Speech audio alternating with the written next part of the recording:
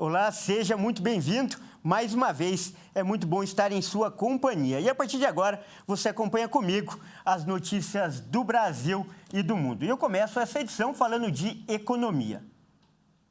Olha só, dados divulgados pelo Banco Central mostraram que 2022 foi um ano de gastos bilionários de brasileiros no exterior. O valor é mais que o dobro do ano anterior.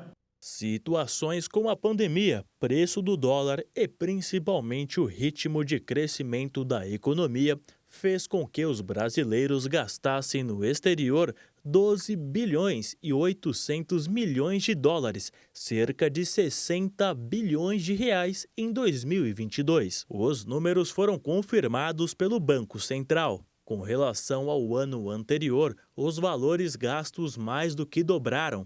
Mesmo com esse gasto, as despesas ainda não retornaram aos patamares pré-pandemia. Um exemplo disso é que em 2019, os brasileiros gastaram no exterior número próximo de 17 bilhões de dólares. Mas não só de gastos são feitas as relações brasileiras com o mercado exterior. Isso porque também no ano passado, os investimentos estrangeiros diretos na economia brasileira totalizaram mais de 90 bilhões de dólares, cerca de 455 bilhões de reais. Esse é o maior patamar para um ano desde 2012, quando foram injetados 92 bilhões de dólares. A entrada de investimentos no país está relacionada diretamente com o crescimento do Produto Interno Bruto. O resultado em transações correntes, um dos principais indicadores sobre o setor externo do país, é formado por balança comercial, ou seja, o comércio de produtos entre o Brasil e outros países, serviços e rendas. Os valores dão um indicativo relevante, já que com o retorno efetivo da economia pós-pandemia, a entrada de dinheiro exterior pode ser produtiva para o Brasil, que depende das demandas internacionais para fortificar a sua economia. E olha só, depois de recuar em 2021, a quantidade de seguros-desemprego solicitado ao governo brasileiro disparou no ano passado. Mas quem traz mais informações é a repórter Bruna Di Giaimo. A quantidade de seguro-desemprego solicitados ao governo brasileiro disparou cerca de 9,9% em 2022, segundo dados apresentados pelo Ministério do Trabalho. Só no ano passado, o governo repassou quase 24 milhões de parcelas do benefício destinado aos trabalhadores que perderam o emprego, totalizando aí mais de 35 milhões de reais, 16% superior ao que foi repassado em 2021. O mês de agosto foi o que registrou o maior número de requisições e abril registrou o menor número, com apenas 1.916 pedidos. O que chama atenção é o fato de que a evolução da quantidade de solicitações do seguro-desemprego acontece mesmo com uma redução no número de desempregados no país, segundo dados do IBGE. Quanto aos dados por faixa de renda, mais da metade das solicitações correspondem a pessoas que recebiam até um salário mínimo e meio. A quantidade de pedidos também cai quando a faixa de renda aumenta. Cerca de 114 mil requerimentos foram feitos por quem recebia até 5 salários mínimos. O seguro-desemprego é um benefício destinado a quem perdeu o emprego por forma involuntária e sem justa causa, que garante auxílio financeiro temporariamente. De São Paulo, Bruna Di Giaimo. E o Ministério da Saúde anunciou o calendário de vacinas bivalentes contra a Covid-19 para este ano. A meta é ampliar a cobertura vacinal contra a doença e, principalmente, proteger os grupos prioritários. A estratégia elaborada pelo Ministério da Saúde terá início no dia 27 do mês que vem e visa erradicar a doença, além de dar mais segurança a idosos e pessoas com comorbidades. As chamadas vacinas bivalentes contam com cepas atualizadas contra o coronavírus, incluindo a proteção contra a variante Ômicron. Na primeira fase, serão vacinadas pessoas a partir de 70 anos, imunocomprometidas, comunidades indígenas, ribeirinhas, quilombolas e que vivem em instituições de longa permanência. Na segunda fase, será a vez de pessoas de 60 até 69 anos. Já a terceira fase será destinada para gestantes e mulheres com bebês recém-nascidos. E na última fase será a vez dos profissionais de saúde. Embora o Ministério da Saúde espere começar a campanha no dia 27 de fevereiro, as datas do cronograma ainda não estão definidas e podem ser alteradas.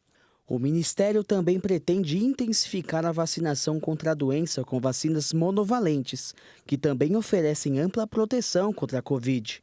O dado alarmante para a pasta é que pelo menos 19 milhões de brasileiros não completaram o esquema vacinal contra a Covid-19, recebendo apenas a primeira dose e não estão completamente protegidos contra a infecção. Além disso, os dados do Ministério da Saúde apontaram ainda que 68 milhões de pessoas deixaram de receber a primeira dose de reforço, enquanto 30 milhões aptos a receber a segunda dose de reforço ainda não retornaram aos postos de saúde. Já em relação à vacinação de crianças, o Ministério da Saúde realizou a regularização do estoque de vacinas com 8 milhões e meio de doses da Pfizer Baby para crianças de 6 meses a 3 anos e de mais de 9 milhões de doses pediátricas da Pfizer para crianças de 5 a 11 anos, além da compra de mais de 2 milhões e meio de doses da Coronavac.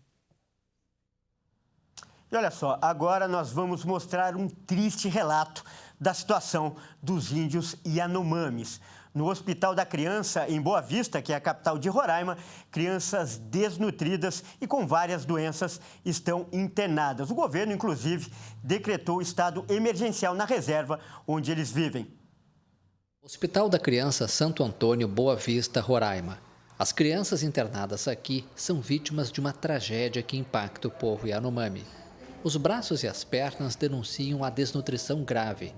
Além disso, muitas contraíram doenças como pneumonia e malária.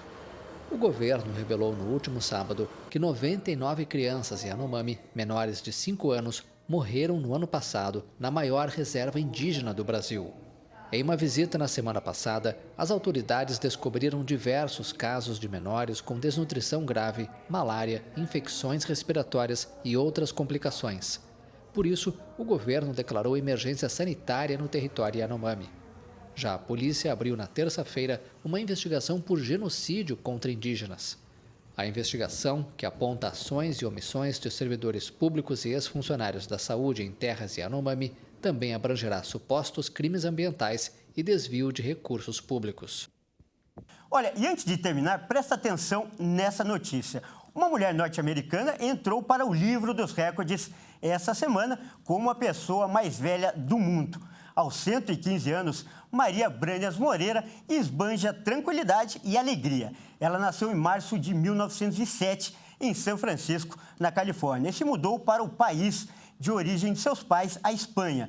Em todos esses anos de vida, Maria viu de tudo um pouco, como a Guerra Civil Espanhola e a Segunda Guerra Mundial, e diversos outros capítulos marcantes da história. Ela também enfrentou e sobreviveu a pandemias globais, como a gripe espanhola em 1918 e a atual pandemia de Covid. Hoje, prestes a completar 116 anos, Maria é super antenada e ativa nas redes sociais, colecionando milhares de seguidores. Ela atribui a sua longevidade à sua boa relação com a família, amigos e ao contato com a natureza e, principalmente, à estabilidade emocional, além dos tradicionais cuidados com a alimentação e a prática de atividades físicas. Tá aí, então, nossos parabéns para a mulher mais velha do mundo. Bom, essa edição fica por aqui. Eu agradeço demais pela sua companhia e convido a continuar ligado em nossa programação. Até mais!